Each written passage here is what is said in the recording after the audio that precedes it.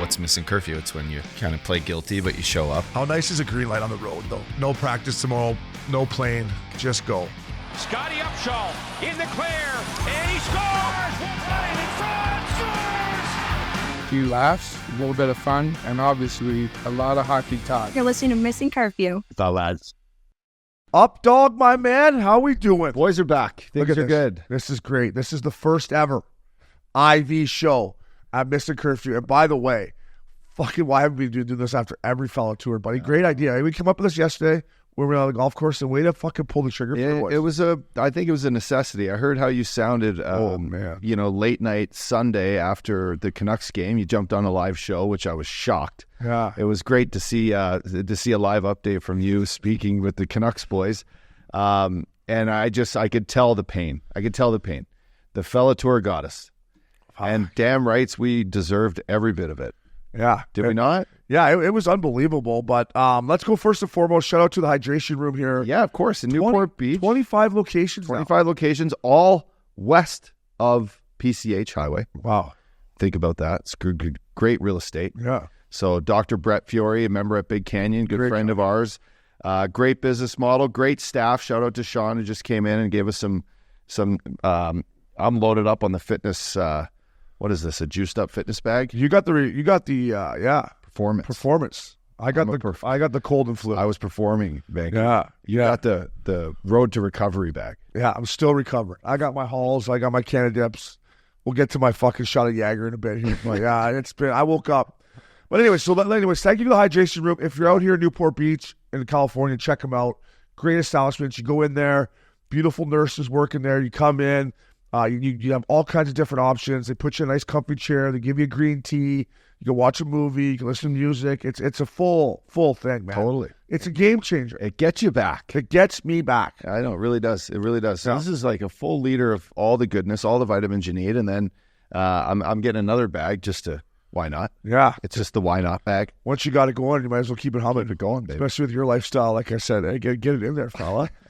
Listen, let's get into the fellow tour Vancouver. And first and foremost, I want to start with just your whole outfits the entire trip. We're like, my outfits. Your outfits were unbelievable. Thanks. Like, so you came into Vancouver, you're like, I don't have a jacket. Right? We're on the plane. We're taking the Sprinter van up. I'm like, you know what? I'm thinking, I don't know if you're going to need a jacket, right? Like, the weather looks pretty good. I think you're going to be all right. But what you should have said is every outfit you got in there is fucking music festival ready to rock, because you had just a nice little Eddie Vedder look going with the little collared shirt over top, and your outfit to morning skate was legendary. Thanks, bud. Right? Most guys are, get the media side of it, and then I wore the old quarter zip to try to look, whatever, somewhat professional, and then you went full music style. Dave Pagnona's like, Up Dog's heading to Kids Beach after this. I'm like, we are in fact heading to Kids Beach after this. So your wardrobes were NHL, but I know, and you're a big carry-on bag guy, right? Only carry-on. Yeah, so I didn't have much to work with. Between shoes, you sneak a pair of flippers in there. You're going up to Vancouver. You never know if you're going to go to the beach or not. There is a pool at our hotel. So I felt well-rounded to just go with like the solid T-shirt with the over, with the buttoned-up maybe short sleeves. It's a great look. And yeah, I maximized the effort. A lot of florals. I maximized all the outfits. Is that what it's called? Floral? Like a shirt that's got like flowers on it. The one was semi-floral. Semi-floral. The one you wore to morning skate. Yeah, it had a little purple. Yeah, it was nice. Thanks, bud. Yeah, it was real nice.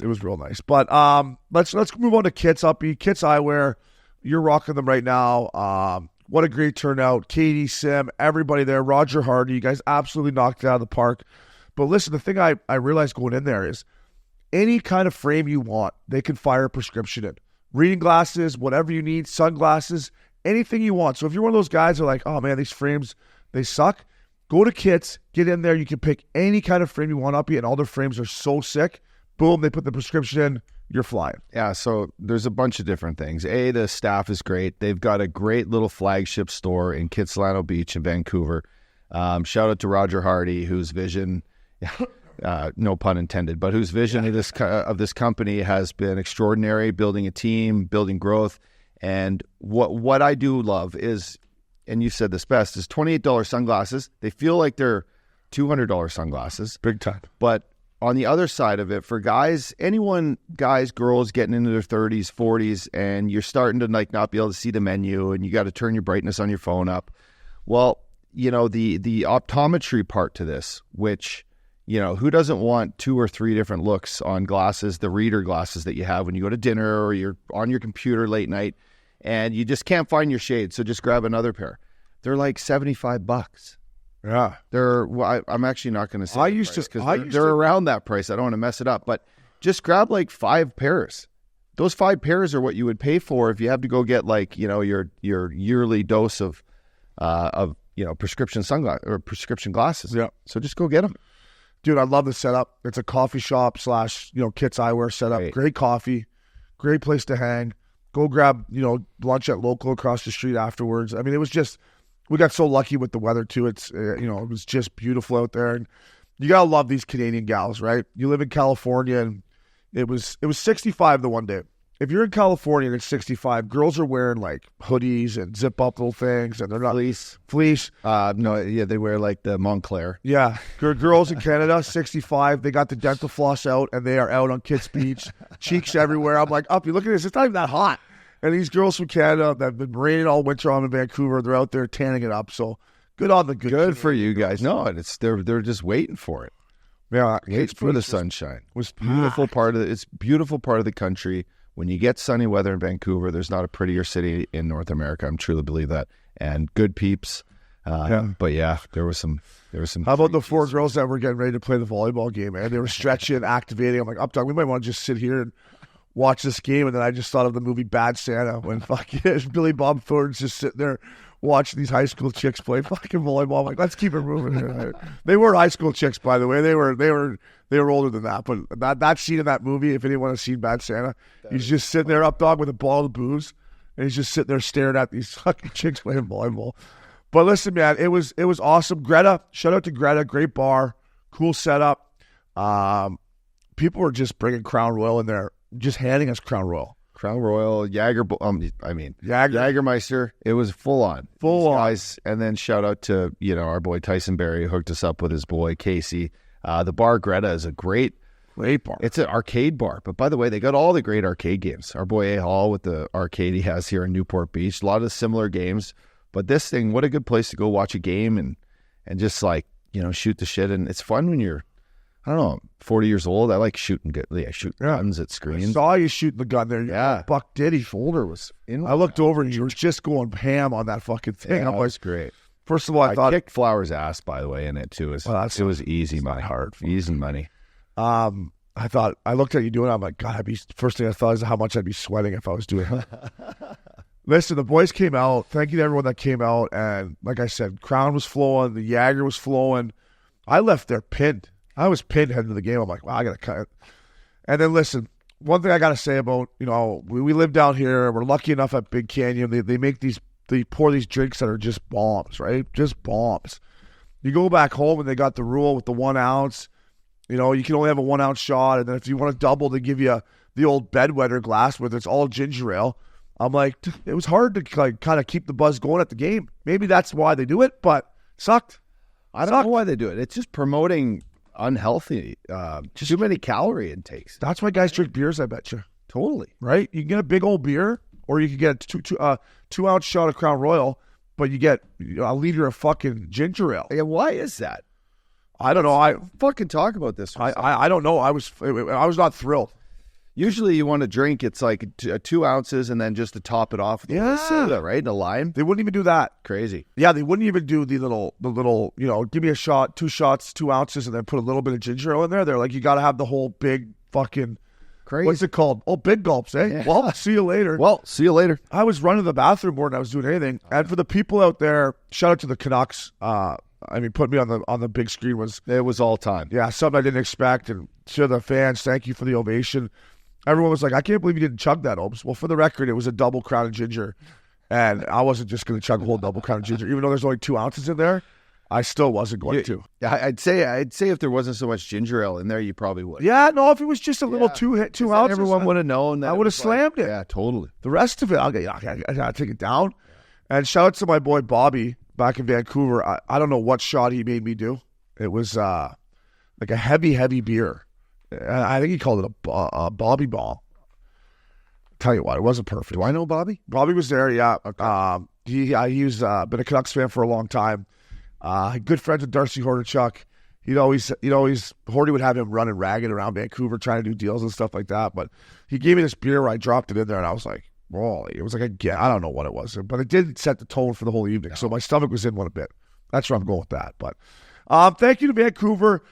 I heard a lot of good chirps up dog in the crowd, but I think the best one I heard, it was in game 1, me and you sitting beside each other. This guy behind us, Conor Brown goes skating by us. He's like, "You got 2, Conor." You got 2, Conor. It was quiet, like right. It was just like a good chirp. It's right above us, 10 rows up. By the way, our seats were great. Thanks. Roger. And we laughed and laughed. I mean, because you got 2, Conor. Everyone's thinking the same thing. Man, look at this Conor Brown skate around with the puck out there. He's just wasting time and wasting ice. He's a fucking clock killer. He's wasting time on the clock. It was a great trip, Uppy. Thank you. Thank everyone up in Vancouver, the Canucks. We will be back. We'll see if they can get by the Oilers, but either way, we will be back.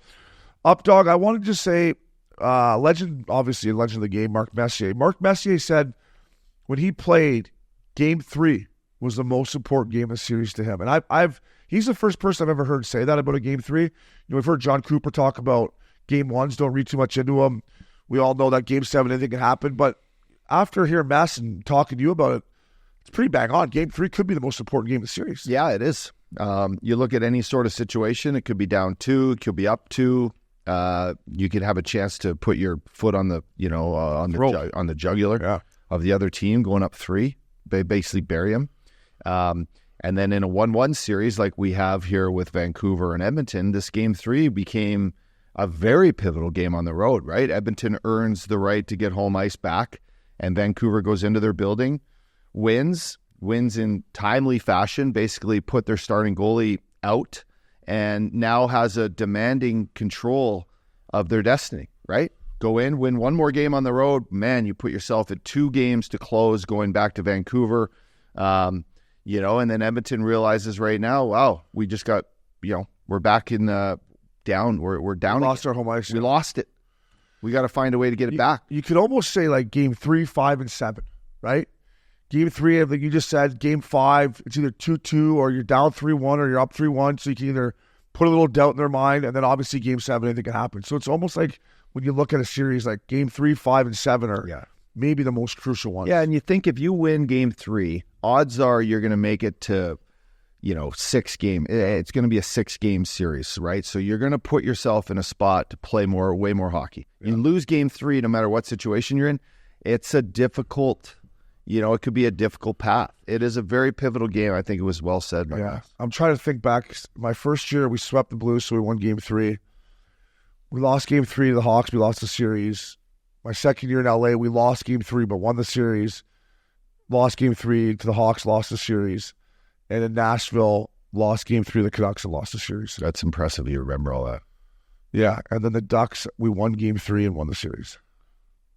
So yeah, Mess, I'd have to go look through all Mess, that. That's impressive. Mess knows what's up. Yeah, I think Mess is doing a hell of a job, by the way. Yeah, Mess is. Steve Levy, I love Steve Levy. Steve Levy's great. If you don't love Steve Levy, I like Bucci. Bucci's great on there. Bucci's high octane. There's a few people in the world of broadcasting right now I cannot stand listening to. I know, up here. It really affects, bro. Affects my mojo of watching playoff hockey. Takes the life right out of it. You're so right. Can we just say one more thing? Can we say how good Jackie Redmond is? Jackie Redmond's the best. She's so good at the bench interviews. You can see the coaches want to come in and talk to her because they know that she's coming in with something that is accurate, prepared. The situation that's going on, she knows the game. So when she comes on, does a great job. But going back to Bucci, that beauty, I'd like to see his pregame ritual. I know he loves the chicken parm as long as your arm, but I've never seen him come on a telecast where he's not jacked up, ready to go, fired up, lots of coffee. Yeah, like he's ready. No, he's always looked sharp. He's got great stories. His intel is bang on, and he's a hockey guy. Yeah, you got to love it. Been around forever. I just think that we're almost in the conference finals. How do you not have people doing their best work right now? I know. It's crazy.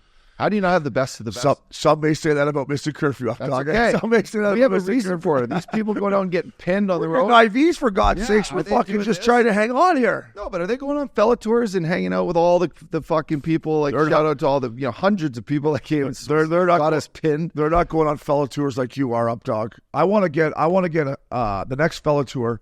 I want to track your steps. I want to track your steps. I want to track your steps. I want to see what you actually put into a fella tour. And then I was always joking. I was talking about hotels with somebody, and I said, "Fuck, Updog doesn't care where we stay because he doesn't even like. You need turn down service? No, I haven't been in the bed yet. You need a towel? No, I'm good. I still got all my towels. I just need a little hand towel for a Zamboni. I rubbed one out yesterday, but no." You're the best hotel fucking guest ever. No cleaning service, no room charges. Just a big bill down at the bar. They wouldn't even, like, what did Updog drink? Well, he had 14 bottles of red wine, 16 old fashions, and Nigiri. Yeah. And he had a couple skinny vanilla lattes on the way out. But Did get a pre-weekend workout though? I stopped in and did some biceps. Dude, that was hilarious. I wanted to text Loops and Mackel and be like, but we were in such a hurry. We check in, or you got us that sick truck, and then I'm like, all right, let's go to Cactus Club. They're like, I'm just going for a quick workout. I'm like, I just a lot of things that were going to come out of your mouth. Quick work. I'm like, what are you going to do? Like, just some biceps, just some biceps. I'm like, all right, fella, get a little pump in, and then Nate Dogg saw you out there talking. He's like, I'm also out there talking on his phone. I think he's doing some business or something. I'm like, who knows what he's talking about out there, fella? But always working. It was a great trip. Mass, good job. Updog. Tomorrow, for us, the 97th Cravens Golf Tournament at San Gabriel Country Club. Played a practice round yesterday. I slashed it. Hopefully I play better tomorrow. But listen, couple things. I realize why this tournament has been on for 97 years, because they have it the week after Mother's Day, which is the smartest fucking time to have a tournament because every mom and wife is happy. Yeah. Right? Yeah. You're like, oh, baby, by the way, I got to play golf Wednesday. She's like, go ahead. Go ahead. Oh, not just Wednesday, it's Thursday, Friday, Saturday. And they're just like, the HallPass you have is completely, it's extended. So is that why, listen, nice. I've always said I don't have kids, and I get when your kids are young like yours, but as the kids get older, it should fall on the kids, not the husband. It's not, she's not your mom, she's your wife. But maybe it is, listen, you knock it out of the park on Mother's Day, and that just banks you, a couple weekends of boys' time. It's kind of like, it's expected though. You're not just supposed to like blow it out of the ballpark. You're supposed to. You're counted on to make this stay very enjoyable, hassle-free, surprise. Like there's got to be a couple surprises in there. You got to take control of the kids, and my kids right now are full maniacs. So there's a little bit of expectation there, and it should, the next week, like you're saying. I'm just blessed. I'm just blessed that I got through the Saturday, Sunday game. I just want to say, yeah, you knocked it out of the park. So no, my game's going to be dialed. No, it's funny you said that. On number 2, I looked over at you, and I played a lot of golf with you over the years. I never seen you not be able to. I'm like, my hips were so in one way. I'm like, you look like me in loops right now. Like you could not turn the club at all. I was at the chiropractor this morning. I stretched last night. I'm getting IVs today. We're gonna go work on the game. Totally, right? Yeah. And tomorrow we're gonna have a proper man's morning. Breakfast, coffee, read the paper, fucking, get together, get geared up, work on the putts, and then go up. Yeah, so it's straight up for the fellas out there. Straight up alternate shot tomorrow. You got to qualify to get in this tournament, and you got to pretty much shoot.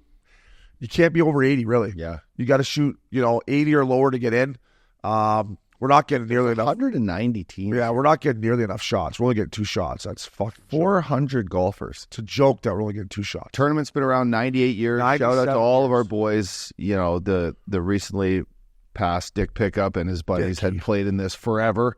And it's been a staple for Big Canyon guys cruising up. There's the freeway division. Yeah. Meant for the guys in California who, just to get away. But there's teams from Ireland, there's teams from Chicago, Florida. There's just a great event.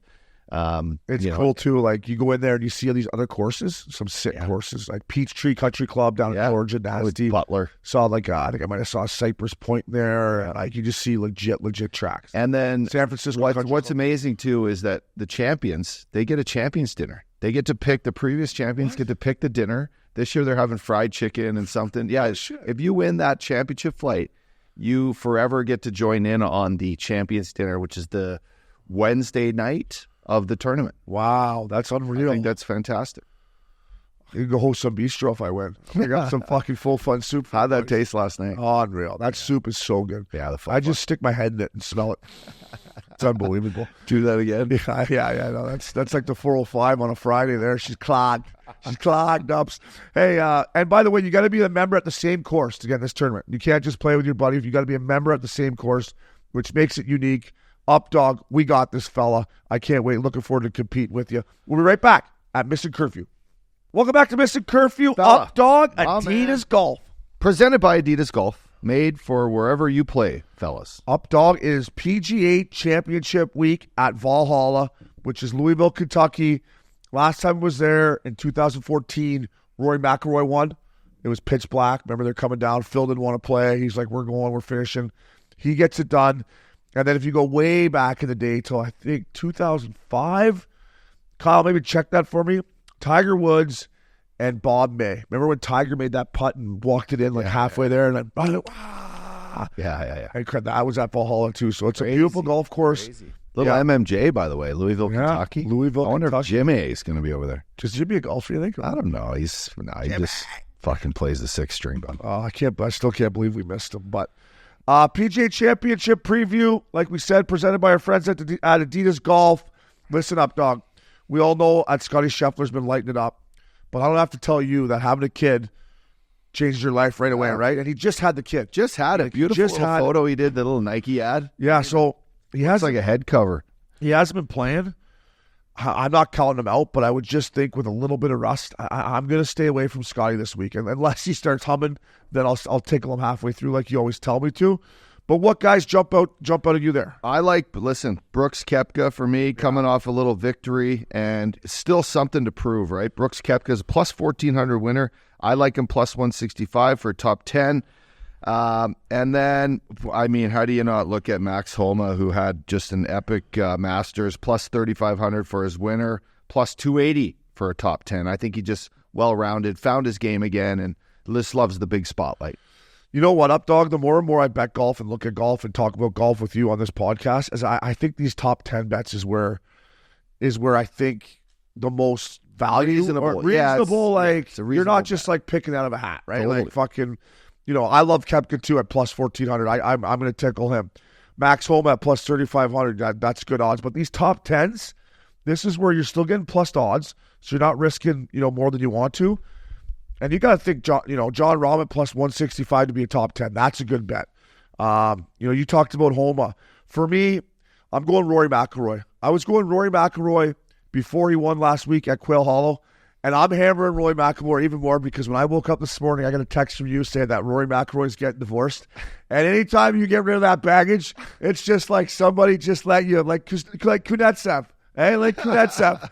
Rory, let her fly, buddy. Welcome back, baby. Welcome back. Like Brian Burke said, divorce is expensive. You know why divorce is expensive, up, dog? Because it's well worth it. Yeah. I think Rory gets her done this week. I'm taking Rory, man. I mean, I didn't even know. How long has he been with that girl for? Too long. Yeah, I think she really affected his game. Yeah. He couldn't putt. He couldn't chip.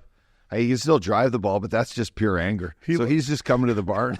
He's coming to the barn just ready to just smash balls. He gets the first. I can't believe it took him this long. His game went sideways. I would have done this a long time ago. That's just me. Hey, it's funny you say that. Imagine he's like getting a text from his girl. He's just pissed. He gets to the first hole. He's like, hey, Roy, just hit 3-1 out here or whatever. He's like, give me the driver. Hey, give me the driver. She's driving me nuts. I'm taking it over that tree with a high draw right now. I'm taking it right. Buddy. What are your thoughts on the PGA Championship? Like, I think it really helped that they moved it up, that it's no longer the last major in August. To me, since they put it into May, and maybe just because of last year when it was in Rochester at Oak Hill, and Koepka won, the course played hard. Yeah. I don't know. To me, I used to think the PGA Championship was kind of the fourth major that nobody cared about. I'm excited for this weekend. I'm excited. I think we miss golf so much, and that break from call it the Masters to the British Open was always so far, right? So this is a perfect way to get the Masters, you get the Players, or the Players, Masters, and then this. I think it's a good way. I think it was a great job by one of probably the only things that Monahan did right was move this and bring it up because it separates them all, and it doesn't put emphasis on the the Tour Championship to be highlighted as such a big thing because Because, yeah, you're right. People overlooked the PGA Championship. But I like how they move it around courses, Obes. I like that they pick, where the U.S. Open becomes like, the mother of tough conditions, skinny fairways, huge rough. This just becomes, it's a very classy tournament that, the PGA is able to put on its pedestal. Yeah, the PGA of America is great. Yeah, right. We heard this. We heard the story of last year. He's actually out here. What's his name? Michael Block. He's a PGA Tour. Incredible. Fucking makes the cut, gets a hole-in-one, playing with Rory. So they reward their PGA Tour professionals around the country to allow a certain amount of them to qualify to get in. That's great. There's always good stories that come out of that. PGA of America, I don't know if you fellas know it out there, they put on the Ryder Cup and President's Cup. It's a really cool company. It has nothing to do with the PGA Tour. It's the PGA of America. So that's another reason I get behind these guys. And the way they've handled the Live Tour stuff this whole time, I can't remember the two guys' names that had the PGA of America, but they've handled it with class. They're classy guys. Yep. And it's a classy tournament, and I think we're in for a great weekend. It's raining today. It's going to rain again tomorrow, I've heard. Course is going to be wet. Our boy Tiger, what do you think, fella? He mucked it up through the Masters. I'll never forget the Saturday morning. He's got the heat pack on his back. He's putting the CBD rub on his hips. He looked like me out there. It's a battle for him, but I got to give him credit. He's there to battle again, man. So let's go through a little Tiger specials on DraftKings right now on the app. Tiger specials. Tiger Woods in any bogey-free round. Plus, let me guess. Plus 2,500. Plus 900. Oh, that's not bad. That's a little low, I think. You don't think he can go bogey-free at Valhalla? No chance. He's got no chance. I wish they gave you the no for minus, 10, minus 1,000. Yeah. And then Tiger Woods to break the course record. Holy fuck. Plus 20 grand. Put $1 on that, folks. And then put $1 on that. Tiger Woods to make an albatross. What is that? That's 30,000 plus 30 grand. To make an albatross. What if he did? You could put for $1. Put $1. He could hole out on a fucking that's like making it 2, right? Yeah, making 200 par 5. On a par 5. Yeah. I mean, why not go down the stretch and just put Tiger Woods to make a hole-in-one on number 3 that's for 100 grand. Plus 100? Plus 100,000. You put $1 on that, and he makes a hole-in-one in his first 2 rounds. Wow. 100 grand. Boom. Should we do it? Let's do it. Right tickle it, buddy. Tickle it. Up dog, listen, I'm going. He's rocking the goatee. I'm going Rory McIlroy, freshly fucking. God, he's got to feel good to be on the road and not have to, text his old lady. He's got to feel good. Who's he going to bring in for this week? Oh, who knows? Huh? I mean, some little Kentucky. I'd say just go out for dinner, Rory, after the rounds, and don't rush a fella. No, I'd say fly something in. No, take your time, Rory. Don't be flying anyone in. Just go have dinner with your caddy and be like, I'm Rory McIlroy. I'm here to hit 350-yard drives. Now watch me hit this drive. I'm going Rory McIlroy. That's who I'm picking to win it. I'm also going to tickle Brooks Koepka to win it. And then as a long shot, fellas, at plus 5,000, Justin Thomas. He's from Louisville, Kentucky. He went to Alabama. He's won the PGA Championship, I believe, twice before this. Plus 5,000, I think you could tickle that as just a value bet in Kentucky. I might put a little 500 for me, tickle that one there. I like that. Anybody else that jumps out to you before we move on? Yeah, let's, you know what? I'm going to say that tournament lines fall, and I'd say, you know what? Ludwig Aberg is a guy you've always loved, right? So, on top of his game, feeling pretty good. Justin Thomas. Yeah, I just said 5 plus 5,000. I know, I like that, but I liked what you just said there. That's pretty nice. What about Matsuyama? What's he at? 6,500 plus 6,500. But the better bet there is a plus 550 for top 10. That's pretty good. Yeah. What's Cameron Smith? Cameron Smith was right up here. Cameron Smith is plus 360 for a top 10. Oh, I like that. Plus top 10, 360. It's going to be wet, and Rory dominates wet courses. It was wet the last time. You like it when it's wet, eh? It's just nice when it's wet out there. Yeah, most guys do, Obes. Umbrella free. Enjoy the PGA Championship. Tiger, I hope you make the cut. He will make bogeys, though, so I would stay away from that one. That was presented by our good friends at Adidas Golf. Get out there, check it out. They got some cool new swag online. Up dog, it's the Missin Curfew. Dog of the week. Dog of the week, fella. Listen, I'm going to go first. I'm going to give it to a friend of the pod, Jordan Martinook. Drew the penalty in Game 4 that gave the Hurricanes the power play that they finally scored a fucking goal on. We'll get to that. But he's played great. He finally got rewarded last night in Game 5 with a goal. But this guy's been battling his bag off every single playoff game. He was struggling for a little bit in the first round against the Islanders. He was struggling a little bit at the start against the Rangers, but he never stopped working up. He battles, he works, and he finally got rewarded. So for me, Jordan Martinook, you're the Missin Curfew dog of the week. Well said. And then don't look too much further, but the guy wearing the C down for the Canes, Jordan Staal, first goal of the playoffs last night, a guy that beginning of this game you said, you got to do something out there. Yeah. You got to do something. He just hasn't been himself. He hasn't contributed like he should. He is a good two-way player, but he had some opportunities early in the game, and then boom, 17 minutes left in the third period. He goes in and makes an incredible move to put one past arguably the best goalie of the playoffs so far, Shesterkin. And Jordan Staal got his team going, put them on their back. Huge win in Game 5, bringing the Canes back to Hurricane Land for Game 6. They've made it a series, but Jordan Staal, you're my dog of the week. Listen, you love this guy, right? You watched him last night, blood on his jersey, blood everywhere on his 100%. jersey, got hit with a sticker and puck. Listen, another thing I love about this guy's game, down low, the way he can protect the puck down low, Jordan Staal, nobody can get it from him. I'm sure Rod the Broad's telling me, get it down low, protect it, start that cycle. But he played unbelievable in Game 5, and like the Updog said, we're heading back for Game 6, which I think is good. We want more hockey, right? Nobody wants to see a sweep. Like, come on. We don't want to see it. Or a gentleman's sweep in 5 games. We want hockey. 13 years in Carolina, Jordan Staal. I know. Wild. 13 years. And how many years in Pittsburgh? He had 7. 1, 2, 3, 4, 5, 6, 7. Yeah. Well, yeah. How old is he? So he was first year was 06, 07.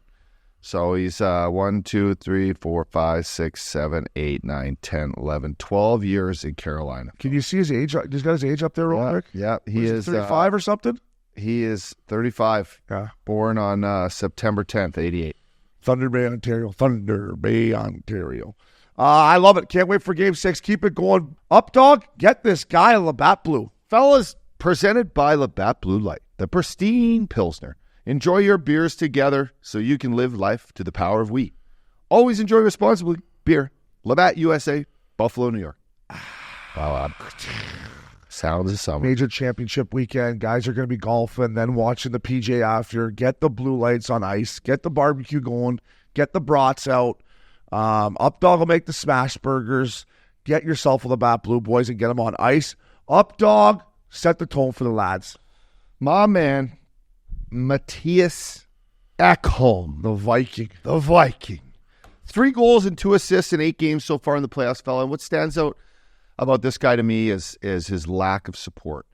The lack of support on the back end for Edmonton goes unnoticed when Mattias Ekholm's on the ice. He's a guy that plays a great two-way game. He's jumped into play. He's had some great shots on net. But what he does do, he plays solid hockey. He hits. He fucking blocks out in front of the net. He blocks shots. He does everything for his team. He realizes he has a chance to ride the wave right now of 97 and 29's pure fucking, devotion to winning the Stanley Cup this year, and that he's going to be a big reason for it. And when I say lack of support, he just doesn't have everyone on page. The CC, the nurse, they're struggling right now. Mattias Ekholm, every time he's on the ice, which is a lot, he's making good things happen for their team. I hope that feeds through the D's. I hope that D coach Paul Coffey just tells his guys, you got to all play like Ekholm out here. You got to. No, he's been unbelievable. He's been unbelievable. So he's my get this guy a beer. Yeah, he deserves a nice cold Labatt Blue on the plane or wherever the hell he wants to have it at his house. But he's been unbelievable. Offensively, been great. Defensively, everything, he's been unbelievable. He's going to have to continue to be that good for him up dunk. Only making $6 million too. Only making $6 million for 2 more years. Yeah. Okay, what a trade. Yeah. Say what you want about Kenny Holland, and his hands have been tied since he's got there with some of the previous contracts that he's had to deal with. But that trade to get Mattias Ekholm in there at $6 bananas a year, fuck me. It's a great deal. Nurse should give him slide with $3 million. Just, hey, fella, here you go. Yeah, just take the $3 million. I'll make 6. You make 9. But he's been unbelievable. Speaking of big D man, the Big Z, Nikita Zadorov, 4 goals, wow, 3 assists in 9 games. Back up the Brinks trucks for this guy. He's doing it at the right time. But more importantly, get that guy Labatt Blue, Big Z, keep it going. And Brock Besser and Elias Lindholm in Game 3. I got to be honest with you, Uppy, heading into Game 3, I wasn't sure what was going to happen. We were there in Game 2. We witnessed McDavid and Draisaitl take the game physically over in the third period. Besser comes out. Elias Lindholm comes out, sets the tone. Lindholm had a hit in the first period down the corner. It was one of the biggest hits of the game. I had to double check and make sure it was him. But get those boys in Labatt Blue. They've been great for the Canucks and are going to have to continue to be great.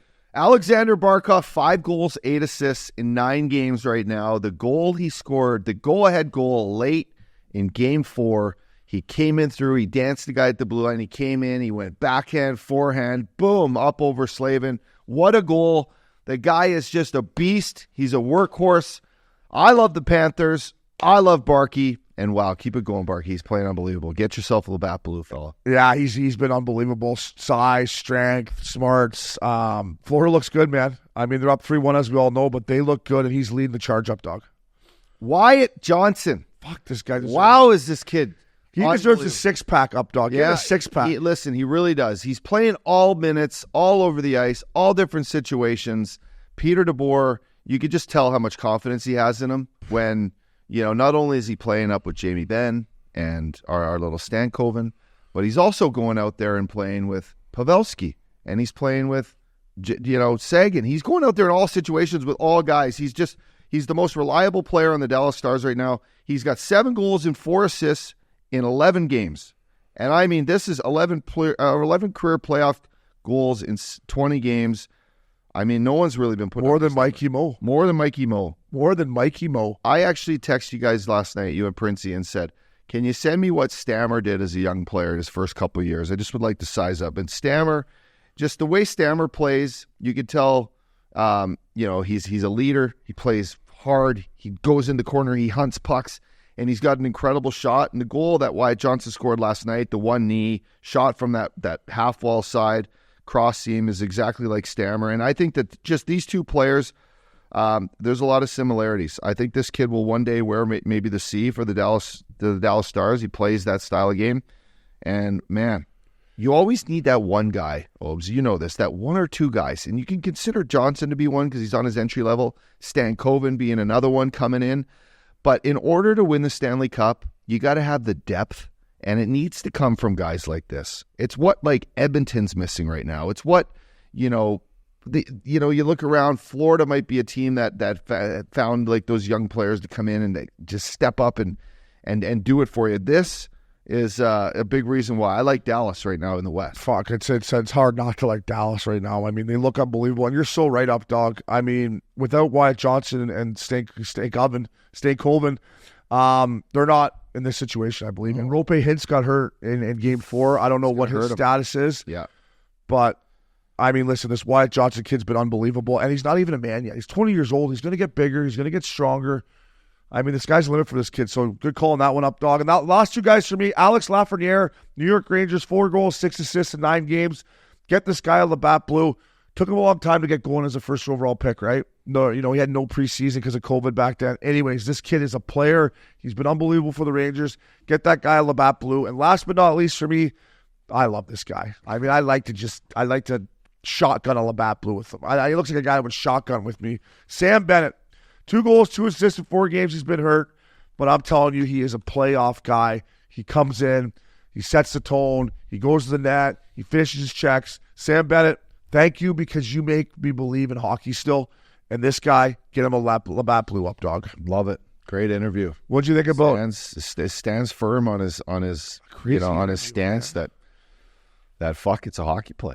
I think fucking Biz asked him twice. Yeah, it's a play good luck trying to hit a moving target like that. Mike Tyson can't fucking hit a guy on skating like that. But when you go to get braced and a guy comes at you, why not punch him?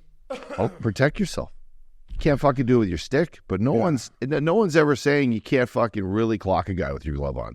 Hockey. I used to clock guys with my glove on all the time. Punch a guy in the face, you're 2 minutes, rough. I used to tell guys, if you want to do something to somebody, leave the glove on and just fucking drill him as hard as you can. You might get 2. Who cares? That's the most you're going to get. Yeah, you're going to have to step up at some point. Once your stick's up, stick's a weapon. Fist, legal weapon. And I want to say this about the hit. From the one angle, it does look bad. And I love Brad Marchand. I would take him on my team any day of the fucking week. Or all 32 teams would take Brad Marchand. Yep. However, he has a track record We all know what he's done. We all know the way he plays the game. And human nature comes in that, okay, maybe, who knows? Like who knows? If it was, I'm just saying, if that hit, I guess this is what I'm saying, I'm done. If that hit was on Pasternak, I think, fair or not fair, I think there would have been a different situation in general. Big time. I just think, I'm going to say it's right, but because of what Brad Marchand track record, I don't know. I just think that played into no suspension, no nothing. Yeah, People like may disagree with me, but if it was on Pasta, I think he would have got a call from the league. Yeah, you're not hitting like an unsuspected player. Yes. It's not like he's following through on a shot and you're blindsiding him with your elbow or your shoulder or your fist. This guy's coming at you. It's almost like a Heisman. It's almost like the old Heisman. Heisman. Like when you have the ball in your hand, you can do whatever you want with this hand. You can have whatever you like. Well, in hockey, if you have a broken left hand or whatever the hell he has, pinky or whatever it is, and you know that he's protecting that, he should be able to do whatever he wants with this hand. Yeah. Just protect himself. Marchand was coming in to hit him. He fucking he popped him, though. He got right in the old button. Down he went. But I love Brad Marchand. Nobody get over me because I love Brad Marchand. I just know track records mean something in the NHL. They follow you around. Even after you're done playing, they follow you around. So it is what it is, but get all those guys Labatt Blue, which leads us right into where there would be tons of Labatt Blues guaranteed. Uppy's World, party time, doesn't sleep. You know what's funny? It's hilarious listening to some of our degenerate fans that show up and like to shoot love our fans, us. Yeah, man. it's great. Beauties. And when I say degenerate, don't worry, boys. No, we're degenerates too. We're all degenerates, but no, they just when they laugh and they say like, "You boys, you guys want a Jager? Would you like a Jager with the boys?" And we're like, "Sure, fuck, we'll have a Jager with the boys." And then they're I like, had so many Jagers. "Like Uppy's World? Like, what do we do? Is this Uppy's World?" And I'm like, "Well, yeah, I guess it is.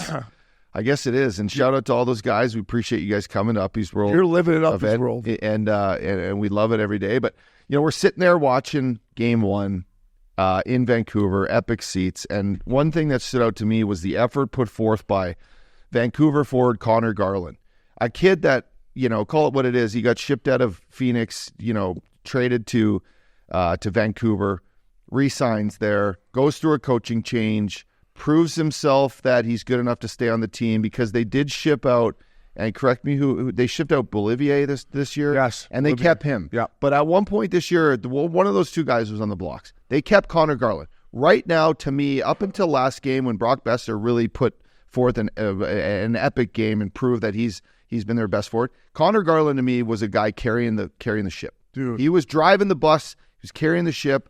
This guy needs to definitely have a few Labatt Blue Lights on us. But so noticeable to say, Mitch Marner, why do you not watch video of this guy play hockey right now? Because no one in Vancouver would ever say that Conor Garland doesn't try his hardest or doesn't, you know, for a little right-handed guy that has to battle against fucking monsters at home. And he comes out with the puck. I know. And he's not as skilled as you, Mitch Marner. No. But he's fucking proving that he's a better player right now. Like, so if I'm Mitch Marner, have a peek at the video, bro. I don't know what you're doing right now, but just watch a little bit of playoff hockey because these guys that are left are trying harder than you. Yeah. And play a little bit like Conor Garland. I think it'll help you in the long run. Updog, you said it when we were watching, when we were shooting the shit, and I couldn't agree with you more. And I will say this. You put Conor Garland's ball sack in Mitch Marner, the Leafs are still playing right now. Totally. And listen, it's going in there, it's working hard, it's paying the price, it's not fun until the end, until you hoist that big, beautiful silver trophy and you get to do whatever you want with it. But I hear what you're saying. And if you could put a little Conor Garland and Mitch Marner, I'm telling you, good things would happen for this kid. And that's a kid he should be watching, Updog. So good on you. Updog wants to talk some Conn, Smythe, long shots. Fella. Yeah, what do you got boys, over there, what are we thinking here, fellas? This is brought up to my brother Brento, and shout out to Brento, who's now dealing with, you know, Fort McMurray. Everyone in Fort Mac, I hope you guys are safe. There's more fires there. I just got a call while we're on this podcast, so we're thinking about you guys up there. Be safe. Get your kids safe. Get them out of school. Get them out of town. I'm praying for everyone up there. But he brought up he likes to do futures come first round, second round of playoffs. The teams that he likes, he grabs one or two guys and he fires in some future Conn Smythe trophy winning bets. And right now, if we go to some futures in the Conn Smythe Awards Jake Ottinger, plus 650, carries the lowest odds to He's win. the favorite right now. Right now. Igor Shesterkin, plus 750. So right now, I like Florida. If right? the Rangers win, I like Florida. Who's a long shot on Florida to win? You asked me to find Sam Bennett. I got Sam Bennett written down here. What's Sam Bennett at? I cannot find Sam Bennett. They don't have him in here. But how about Sam Reinhart Maybe- for plus 3,500? Yeah, maybe because Bennett's only played 4 games, he got hurt. They might not have him on there for that reason too. Not yet, but they should. So look, you got Sam. You got What's Barkov? Barkey is plus 850. He's actually the third most. He's the third favorite. But you like Dallas. So Wyatt Johnson, for example, a young kid. I mean, who would ever think a 20-year-old kid can win the Conn Smythe? But right now you get him at plus 1,100. What about Jamie Benn? Jamie, Let me talk before you go. Jamie Benn is playing so fucking good. It's insane right now. Okay, he's winning faceoffs. The play he made on the wall in Game 3 with the goalie pulled, puck came around to him. He held it, took the hit, made the play over Duchesne, empty net. Jamie Benn is playing like a man possessed, and he's doing everything right, Updog, everything right. And I think when it comes to Conn Smythe voting, if they continue to go on, this guy could be a good bet. Does it happen to say what his odds no, are it at? doesn't give He's it. not even on the board. Not on it. That's what's wrong with hockey. He's not even on the board. Well, no, I'm sure DraftKings will update this come midweek, especially if Dallas wins the next game and moves on. Maybe he doesn't have enough points. Yeah. How about Adam Fox for plus 10,000? Wow. Consider New York Rangers a team that if they get by Carolina and they make it to the conference final, them versus Florida, it'll be a battle. Evan Bouchard. I think if the Rangers win, Shesterkin's going to be your Conn Smythe winner. But How much would that bug you if Bouchard won the Conn Smythe and the Oilers won? It would never well, happen. first of all, the Oilers. If the Oilers winning would not bug me one bit. I would love the Oilers to win. What's Mikko Heiskanen at? He's right up there, fella. He is a plus 950. Yeah, I would tickle that. Miro. I would tickle that. What do I call him? Mikko. Miro, Heiskanen. Listen, Seguin, 7 points. Jamie Benn, 7 points. Wyatt Johnson, 11 points. You know what's a good bet? Seguin's Carter plus- for Haggy, plus 2,200. It's a good bet. Carter, Tyler Seguin's plus 8 in the playoffs. It's pretty impressive. He's been great. He's really great. found his fountain of youth. He's still young, but he's been great. He shoots the puck well. He could have had a few more goals, this guy. This Dallas team, they just reminded me of Vegas last year. Like, I watched that game last night, and it just felt like Vegas 2.0. I'm like, they're big, their D are good, their goalie's good, their captain's their captain's playing like a fucking beast. He's running guys. No one wants to fuck around with Jamie Benn. It's like, it feels like Vegas. We both agreed, if you had to ask us right now, that we both would pick a Dallas-Florida Stanley Cup final, right? Or that's what I would pick right now. If you said, pick 2 teams or Missin Curfew's done, I would say Dallas-Florida. Yeah. You asked me that question. I said the same, right? Yeah. Good. Or I said maybe, did I say Dallas, New York? You might. And then, yeah. Fuck, I could do that. I could do that too. I just think Dallas, and listen, Van's proven a lot of people wrong, and I love Van, but I just, watching Dallas play last night, it fell a lot to Vegas to me. Uppy's World, party time. Get the bets in. Updog, does it say the Conn Smythe winner for Fella Tour? What? Because you're the winner of that. That's minus 500. Uppy wins it every time we go on. That's a lock. It's milk carton time here at Missin Curfew.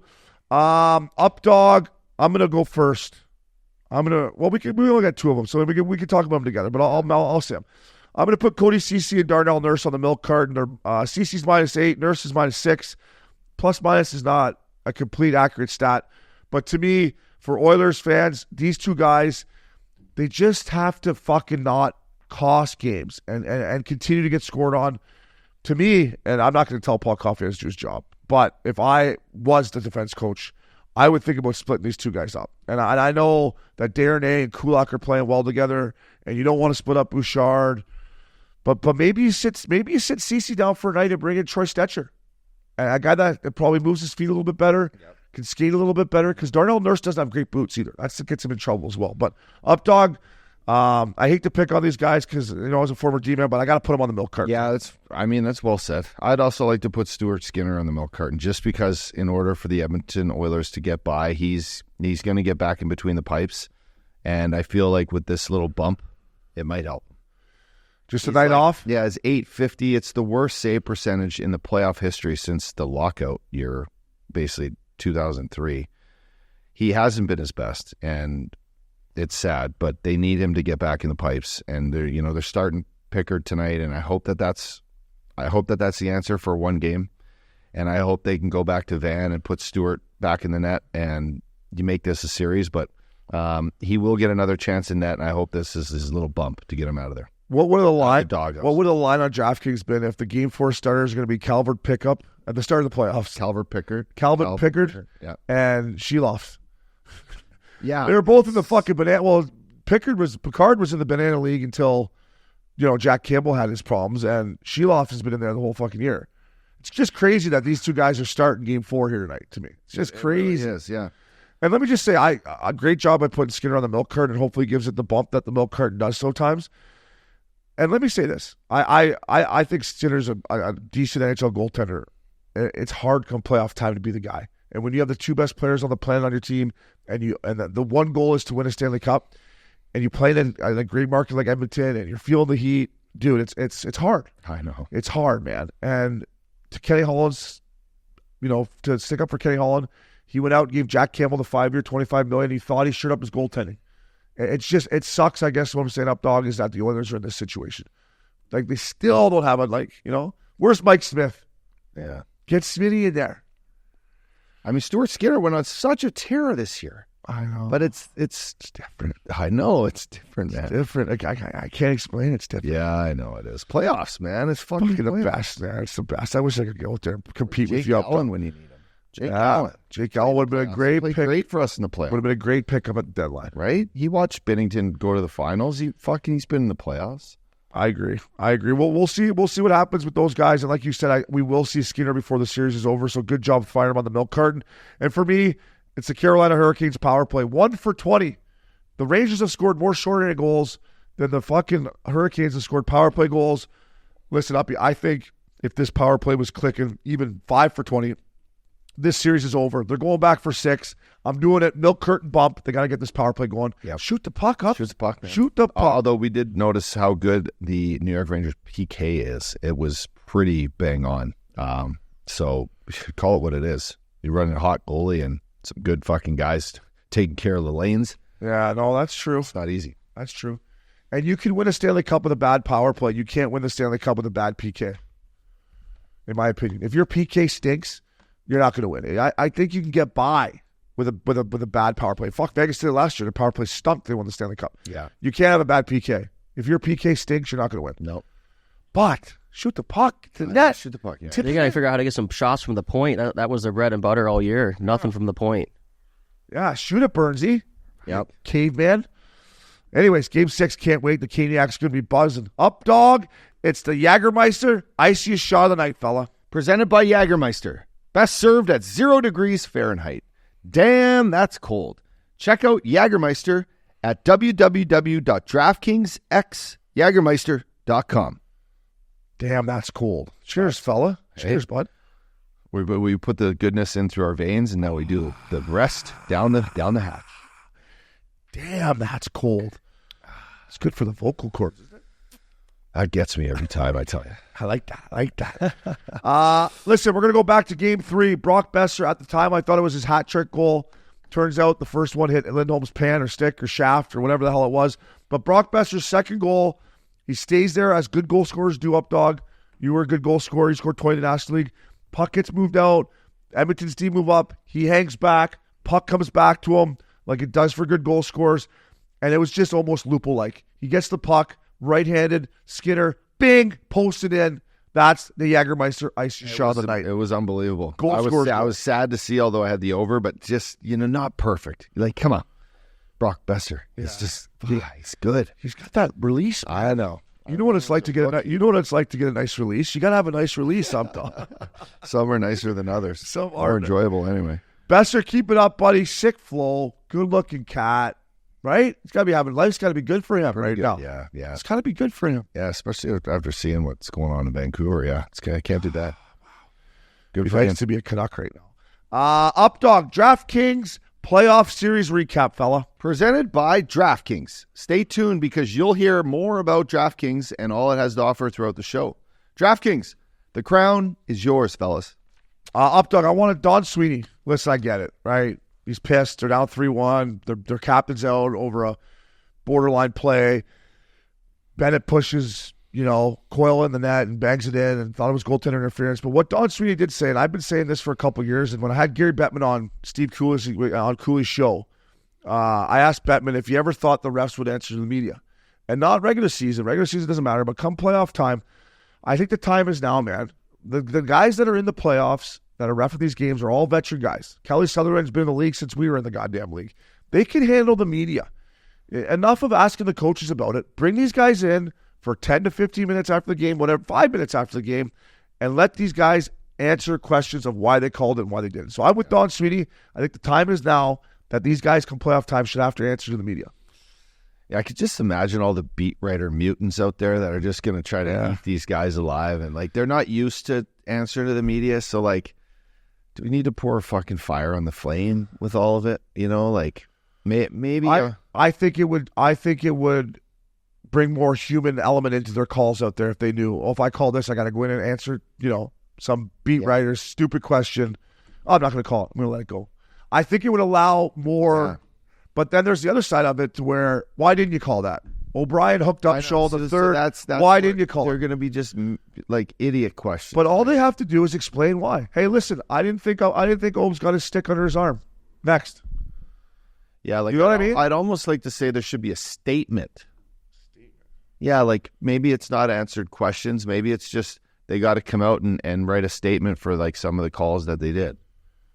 Explanation. A video? Form. How about a video? Yeah, a video. I need to see them talk. I don't want to fucking state. I don't want them hiding behind their pen and paper. I want to see their face. I want to say, maybe come out when it was the... Yeah, do they still explain? Yeah, safety. Exactly. They have to say, listen, this is the call. This is what I saw. What I saw. Okay, so a good idea.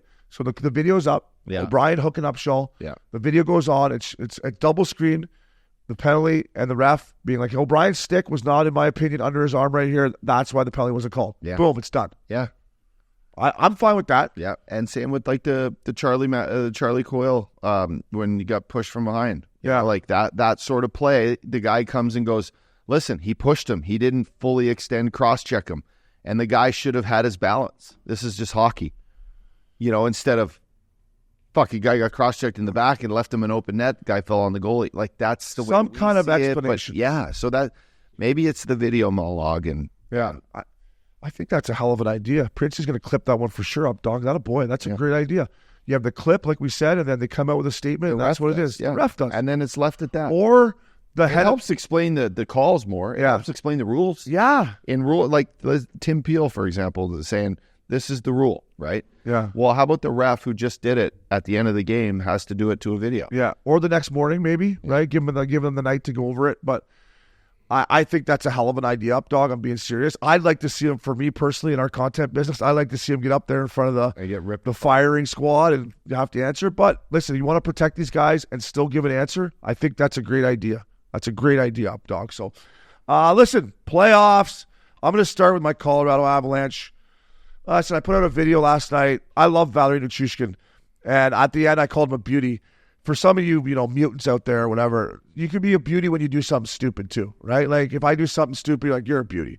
It's not saying I was endorsing him to fucking get suspended. I'm just shaking my head this guy's a beauty. However, I was disappointed, Ups. I was disappointed because I'm an Avs guy. He's so important to the team. It's too bad, man. It really is too bad. I just can't. He must have a problem because I'm sitting back thinking of it as an ex-player. Where do you find the time in between playoffs to go out and get fucking banged up? And, I don't know. To me, when playoffs started, and as everyone knows, nobody fucking partied more than I did. But when playoffs started, from the game one till we won that series, you're so focused in on the series, recover, eat, sleep, jerk off, go to bed. You're just in such a mentality, up, dog, that I'm finding it hard to believe where he could have this time to screw up. You know what I mean? Yeah. What do you think? Well, no, I would say, I'd like to just admit one thing. This substance abuse program that they have in the stages. Like, I've been through a stage. Yeah. It's not, if you fuck up a stage, you have a chance to basically prove that you don't have a problem. And that means you got to be clean. You got to talk to, you got to be basically vulnerable and humiliated, but you got to like clean your act up, right? Playoff time. Come on, guys. Playoffs. If you not all, but then this is where this falls into like being a professional athlete and training and being on top of your game. Like, when you are at this level, the highest level of hockey, at the biggest moment of hockey, which is now playing hockey in the middle of May in the second round, being, down 2-1 against the Dallas Stars, after only 2 years ago hoisting the Stanley Cup and knowing what that feeling's like, the demand on your body, and when you say trying to find time, you're exactly right, but the demand that it takes to be mentally sharp, mentally focused, physically focused, and have the time to basically, get caught, whether it's, in between the games or it's after Series 1. Yeah, it's sad. To me, it's sad. I don't have any I don't have any other comments. I'm not on this kid's team. I would feel like, if I was on the team, I'm disappointed, but I also know that he's a brother and that, he's been through this before, and that, maybe they feel a little guilt where they're not like supporting him the way he needs it, or being hard on him the way he needs it, or whatever the case may be. I feel like a guy like Valeri should have a handler. I just don't understand. He should have someone helping him around, like whoever's involved with his healing process from before should still be around, and whether that's like, talking to people daily, not being around, partying. Like, I just don't understand how, maybe, when he's back in Denver, who knows, right? You leave the rink in playoffs, but when you're on the road in playoffs and you can sense it. Like, I just can't imagine being in the dressing room and not being like, dog, I fucking Big Val might be in one. We should maybe talk to somebody here and get him back on the trails before he, gets himself suspended here. Like, I just can't imagine being in that room. And that's another thing. Like, I think the Colorado Avalanche are a hell of an organization, but maybe they should have had somebody, with this guy 24/7 during playoffs to make sure he didn't have a relapse. It's so unfortunate. He's been playing so good, and it was such a big game last night, and you could tell it took the wind out of the sails of the Avalanche. And another thing I want to say here is that if Devon Taves has a fucking concussion, stop saying he's not playing because he's sick. Because me as an ex-player looking at it being like he's sick, I'm thinking he's soft. I'm like, get out there, get an IV, get out there and play.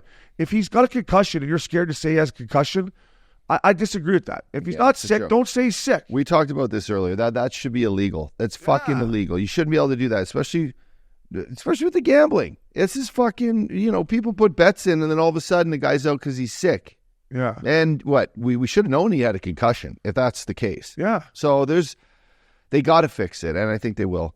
But just back on this whole like drug testing stuff, and it's sad. Like if you're a guy that you have to get drug tested to stay clean, and you still try to push those boundaries, and the fallout is a 6-month suspension and letting your team down this time of year, it's fucking sad. It's unfortunate, and it's sad the protocols that they have in place that this kid can't, really get the help he needs, and then it's sad that all these other guys got to witness this again and go through this again, and the coaching staff and the, his family, and it's just it's a really shitty situation. But man, like you obviously, you do need help if you're getting those drug tests and you fail them. And you're still going to exercise fucking going out and partying. If you can't shut it down while you're playing hockey in the Stanley Cup finals, boys, you have a problem. You got a problem. You got a problem. And that's after I sat back and thought about it last night, I thought, I'm like, this guy obviously has a problem, because this time of year when you have 9 goals and you're in a 2-1 series, you're down, it's like the last thing on your mind is like, let's go out and get in a fucking bender here and go, break the substance abuse rules. Like, you're just focusing on, I got to win this hockey game tomorrow night. And nobody loved partying more than us. But nobody loved playoff hockey more than us too. So I couldn't wrap my head around the fact that at this particular moment, you could have a relapse. Now, that's because, some people might have thought I had a problem when I played, but I didn't. I just like to have a good time. So this guy obviously has a problem. Yeah. And it sucks, man. And it's another lesson, boys. Don't bet the fucking game until you know exactly what's going on. Because I hammered the Avalanche in the morning. I hammered them both ways. And then this news came out and it took them right out of it. So Big Val, in all honesty, buddy, you're a hell of a player. I hope he gets the help he deserves up, dog. So, staying in the West, your Edmonton Oilers versus my Vancouver Canucks. Big game 4 tonight. We're recording on a Tuesday. Well, listen, this series is up for grabs. Yeah, either way, up for it's grabs. up for grabs. Look, it's still even money in the series right here. It's still minus 110 each way. That looks good for a Vancouver Canuck better, but where do I even start? I think Edmonton has yet to play their best hockey other than 97 and 29. Hyman's playing great. We just talked about Ekholm playing great. They haven't found goaltending. They haven't found secondary scoring. They haven't found really anything other than those 3 guys. Now, talking about the last play of the game, everyone online talking about Connor McDavid slashing Soucy on the pants. Like, are you guys fucking kidding me? There's a slash on the pants. Have you ever been slashed on the pants? It's nothing. Then there's 2 guys, 2 of their bigger players come in, give Connor a shot. It looks bad. It was a bad cross-check to the face, but mind you, it would have been to the top of the shoulder pads if it was. Yeah, it was unfortunate. But it's just that at the end of the game, if that happens with a minute left, I mean, Edmonton's going to maybe score and win that game because that's a 5. You're getting 5. If that is the way it looked, you're getting 5. And I feel like the game suspension is probably the right call because had he got 5 during the game, he probably was not suspended. I would say if Carson Soucy's cross-checked McDavid with a minute left in the game, he'd be healthy scratch next night anyways to give them an opportunity on the power play. Yeah. He wouldn't have cross-checked him with a minute left. Yeah. You're right. I hope not, because then you deserve to get scored on. Totally. And listen, it's just a heated series right now. It's a heated hockey play. It's a heated series. I think that someone in Edmonton should step up and take this series physically by the balls. There's probably a few people I would call out right there. And Evander Kane, Nurse. They really don't have any other toughness other than that. Pairs, I would get as dirty, as weasel, as fucking, be the worm that you are and go in and do something. Just get involved big time. Yeah. Your physical play in this, we talked about game 3 being a pivotal game and the most important one. Well, for you guys, it's game 4. And I feel like there needs to be a higher level of higher level of physical play out of the Oilers. 9 Oilers had under 1 hit in game 3. That is unacceptable. They have a new goalie going in net tonight, Obi. I think that's going to pick them up. But I think that there needs to be someone step up and play physical and bring this fight to the Vancouver Canucks tonight in order for them to have a chance in this series. Yeah, first of all, I love McDavid's comments that it's a physical game. It's a physical sport. It is what it is. He looked like he was fine. And when you talk about our boy Corey Perry, I love Corey Perry maybe more than any guy I've ever played with. Where he's the man. And when he came back for everything he went through in Chicago, I told you on Missin Curfew, I was worried he's going to lose his edge. And to me, Pears, I say this with love and respect, and I'm not fucking chirping you one bit because I don't even know what you went through or what you're going through, but to me, he's lost his edge a little bit. And I don't know if that's because he's not drinking anymore or he's not this or he's worried about what people are going to say about him if he does something stupid again, or it's just not the same Corey Perry that it was before the incident. And Princey, I think you can go back and find it. I said it when it came back, and it's human nature, man. You go through that. Pears was embarrassed. It was a tough situation for everyone involved, and it just he doesn't seem like the same greasy Corey Perry that everyone loved. You know what I mean? And I think if the Oilers are going to win the series, that Pears has to find a way to get greasy, and I hope he does. And for me, Game 3 was the worst official game of the playoffs. Game 3. Those 2 guys, I don't know if you can find them. It doesn't matter. There was the worst officiating game of the playoffs. Yeah, the Zadorov-Kane situation is neither one should get a fucking penalty. Zadorov hits him in the box, and then what are we talking about? It's just awful calls. But if I'm the Oilers, I want penalties. I mean, yeah, I don't want to get in that cage match with those guys. So we will see Game 4 tonight. Up dog, Panthers, Bruins. I think it ends tonight, fella. No more shot. Turn the lights out on that one. And then what are you feeling about Hurricanes, Game 6, Rangers? Are we going to see a Game 7, or what are you feeling on that one? The Rangers felt like, and this is demoralizing as anything, but you got 15, 16 minutes left. Your goalie's standing on his head, and you let this team come and just obliterate you for 5 goals. And that's, that might be something that moves the needle here, moves the tides. But I still like the Rangers. I mean, they're up 3-2. What a position to be in. Going to Carolina for Game 6. What do you think? I think she's going 7. You think it's going 7? I think she's going 7. And then what do you like? I've been on the Hurricanes all series. I think if the Hurricanes' power play was better than it was, I think the series is already over. I think Carolina would have won it in 5. However, their power play, we touched on a milk carton. They're they still get so many chances. You're like, bury that, and they don't. There's a reason I believe only 4 teams have ever come back from 3-0. It's going to be hard. It's going to be hard for them to win this Game 6. It's going to be even harder to go into Game 7 where it'll be absolutely rocking. I'm just happy that I get to see a Game 6 up. Plus 200 the Hurricanes to win this series right now. After Game 4, or was it after Game 3? I think it was after Game 4. They were plus 800. What are they now? Plus 200 to win the series, and the game is minus 170. Is minus 170, right? Yeah, sorry. Yes, I was looking at the puck line. Minus 170, Carolina at home. I just want to say something to the fucking Vegas guys, but I guess Carolina won. How was a pick'em heading into Game 5, down 3-1. The New York Rangers are the President's Cup champion. The series is good. How is that a pick'em? How is that a fucking minus 110 each? Come on, man. Like, fucking Rangers should have been favored last night because I wanted to take it both ways. I wanted the puck line and the money line. It cost me. They fucked me out of some money, so I was joking about that. You could have took Carolina at minus 1.5. I didn't think they're going to win by. That's where your value is. I know, but I didn't think they were going to win by 2. I thought there was going to be close game that Carolina squeaked out, which it was until the end. They finally buried a couple. Kunetsov. I love that Selly. Yeah, he's got good flow. It's awesome. Must be a swimmer. Updog. Updog, you're the man. Morgan, Kyle, HallPass Media, thank you, Updog. Let's go low tomorrow. Fella. That was Missin Curfew.